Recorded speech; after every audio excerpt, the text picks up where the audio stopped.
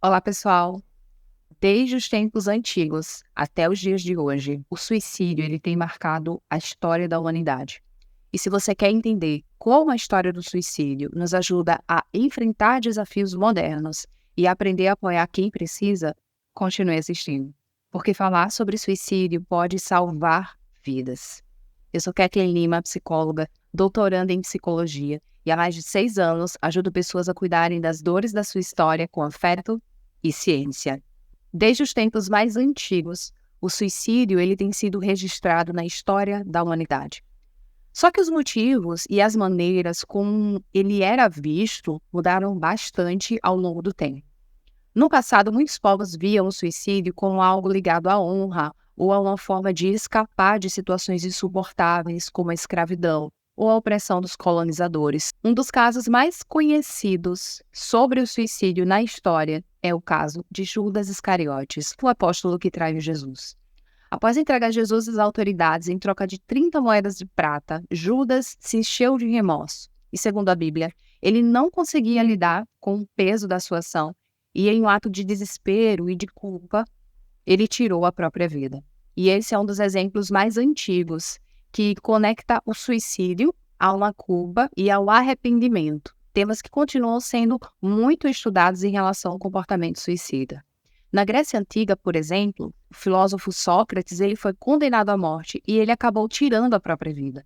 Ele mesmo criticava o suicídio, mas paradoxalmente ele aceitou a sua condenação. Naquele tempo, havia uma certa aceitação do suicídio com regras estabelecidas pelo Estado. Já na Idade Média, a coisa ela muda de figura. O suicídio ele passou a gerar um grande tabu e as pessoas que tiravam a própria vida, elas eram tratadas de uma forma cruel. Seus corpos eles não eram retirados pela porta da casa, mas por alguma janela ou buraco na parede, e não podia ser enterrado com o resto da comunidade.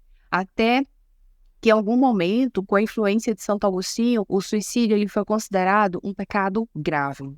Com o tempo, essa visão negativa ela começou a mudar. Então, a partir do século de Shakespeare, por exemplo, filósofos começaram a estudar o suicídio de uma outra maneira, associando a questões emocionais, como a melancolia. E aos poucos, o suicídio ele deixou de ser apenas uma questão moral ou religiosa e ele passou a ser entendido como algo relacionado à saúde mental. Hoje, graças aos avanços científicos na área da psicologia, biologia e neurociência, nós entendemos melhor os fatores que levam alguém a pensar em suicídio. E ele é tratado como uma questão de saúde pública e não apenas como uma escolha individual. Isso significa que podemos e devemos falar abertamente sobre o tema, buscando formas de ajudar as pessoas antes que elas cheguem a esse ponto. E com essa nova visão, o foco ele está em identificar fatores de risco e oferecer o apoio para quem precisa, quebrando o tabu em torno do assunto e salvando vidas. A palavra suicídio, ela vem do latim. Sui significa de si próprio e caedere quer dizer matar. Basicamente, é o ato de tirar a própria vida. Mas o conceito ele vai além disso, envolvendo motivação, envolvendo intenção e a gravidade do ato. Então, todo esse conjunto de pensamentos e ações, ele recebe o nome de comportamento suicida. Mesmo que essa pessoa ela possa estar dividida entre viver e morrer, os pensamentos e os planos sobre isso acabam tomando conta da sua mente. Então, não se trata apenas do ato em si, mas também de um conjunto de sinais, como ideias constantes sobre a morte, planejamento e até tentativas anteriores. Muitas vezes, quem está pensando em suicídio não vai procurar ajuda diretamente de um especialista, como uma psicóloga ou um psiquiatra. Em muitos casos, o primeiro contato ele pode ser com um amigo, com um familiar ou com alguém próximo do seu dia a dia. E é aqui que você pode fazer a diferença.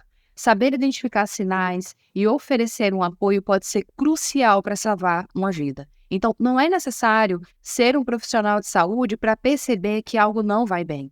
Estar atento às mudanças no comportamento, como isolamento, fala sobre desistir da vida ou até uma repentina calma após um episódio de tristeza profunda, pode ser um alerta de que a pessoa ela de fato precisa de ajuda. A vida ela é cheia de mudanças e de fases. E todos nós passamos por crises ao longo do nosso desenvolvimento, da infância para a adolescência, da adolescência para a vida adulta e mais tarde para a velhice. E essas transições elas podem ser desafiadoras, mas elas fazem parte do nosso crescimento. Além disso, também enfrentamos crises inesperadas e difíceis, como a perda de um ente querido, um acidente, a mudança drástica de vida. Essas são as chamadas crises circunstanciais, que acontecem de uma forma repentina e muitas vezes está totalmente fora do nosso controle. Cada pessoa vive essas crises de uma forma única, incorporando essas crises à sua história de vida. Mas quando o sofrimento causado por uma crise ele se torna insuportável, a pessoa ela pode sentir que perdeu o controle e chegar ao chamado colapso existencial. E nesse ponto, o suicídio pode parecer para ela a única solução para uma situação que ela considera insuportável. Esse é um momento crítico em que surge a crise suicida. A pessoa ela pode sentir um vazio profundo, acompanhado de níveis extremos de angústia e desesperança. A impulsividade ela toma conta, o risco de suicídio ele se torna mais alto. E nesse estágio é essencial que as pessoas ao redor compreendam o que está acontecendo e ofereçam um apoio emocional. Acolher e entender a complexidade do que a pessoa está sentindo é o primeiro passo para que ela receba o tratamento adequado e que ela tenha a melhor ajuda da melhor forma possível. Lembrando que no momento de crise, o apoio e o entendimento de quem está próximo podem fazer toda a diferença. Se você perceber que alguém está passando por uma crise suicida, não hesite em oferecer ajuda ou buscar um apoio profissional. Você pode ser a ponte para que essa pessoa veja que há outras saídas além do sofrimento. Se você chegou até aqui, parabéns. Se você encontrou valor nesse conteúdo, ou se esse conteúdo te ajudou de alguma maneira, deixa um like e se inscreve aqui no canal para acompanhar mais vídeos assim. E claro, não me esqueça de deixar os seus comentários compartilhando experiências ou perguntas. E antes de finalizar, eu quero te convidar a explorar outros vídeos aqui do canal que podem aprofundar ainda mais o seu entendimento sobre saúde mental. Até a próxima!